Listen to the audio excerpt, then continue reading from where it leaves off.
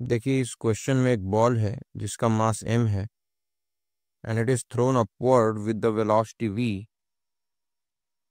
and it is given that air exerts an average resisting force of F. सो इसको हम constant assume कर लेंगे, average value दे रखी है,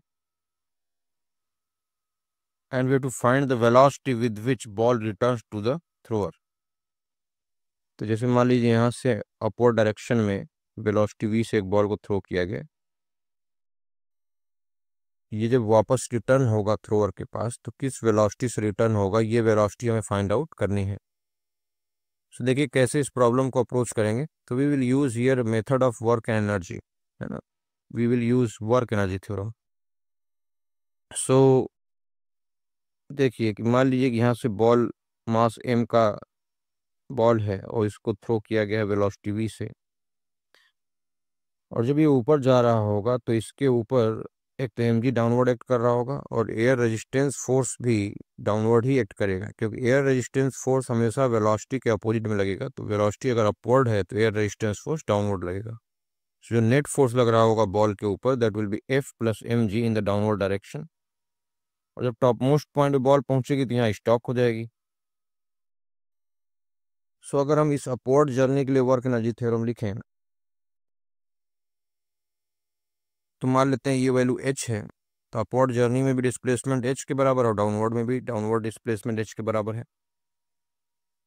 सो अगर यहाँ पर हम अपवर्ड जर्नी में वर्क कैलकुलेट करें तो force and displacement they are in opposite direction, so work will be minus force into displacement, so that is equal to change in kinetic energy.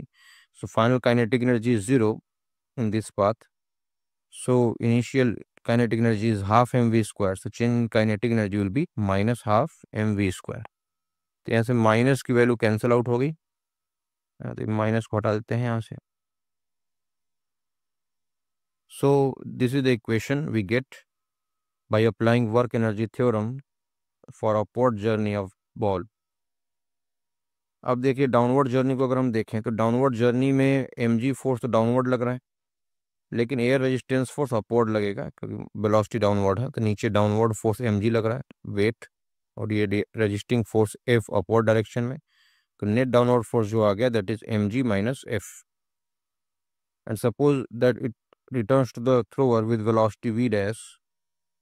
So for downward journey, if we apply work energy theorem, so force and displacement, they are in same direction. So work will be force into displacement equal to change in kinetic energy. So initial kinetic energy for this path is 0. So this will be half m v dash square.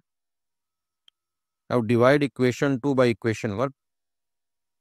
तो इसको अगर हम divide कर लें तो यहाँ देखिए हमें क्या मिलेगा, v dash by v whole square, और अगर यहाँ डिवाइड करें इसको सेकेंड इक्वेशन को फर्स्ट इक्वेशन से तो ये आ जाएगा mg minus F upon mg plus F.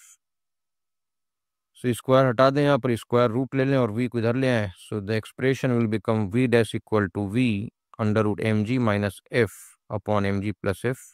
So this will be the correct option, this will be the correct option. So देखिए बाय यूजिंग दिस मेथड, ये जो इक्वेशंस आई हैं इन्हीं इक्वेशंस का यूज़ करके हम एक और प्रॉब्लम सॉल्व कर सकते हैं। उस प्रॉब्लम में ये मैक्सिमम हाइट अटेंड पूछा गया होता है, तो आप ये क्वेश्चन खुद ट्राई करें, यही इक्वेशन हमें यूज़ करनी है कैसे हम ये maximum height attend by ball निकालेंगे। तो मान लीजिए ये क्वेश्चन है जिसमें 10 मीटर पर सेकंड से फेंका गया बॉल को और 8 मीटर पर सेकंड से वो रिटर्न हुआ है।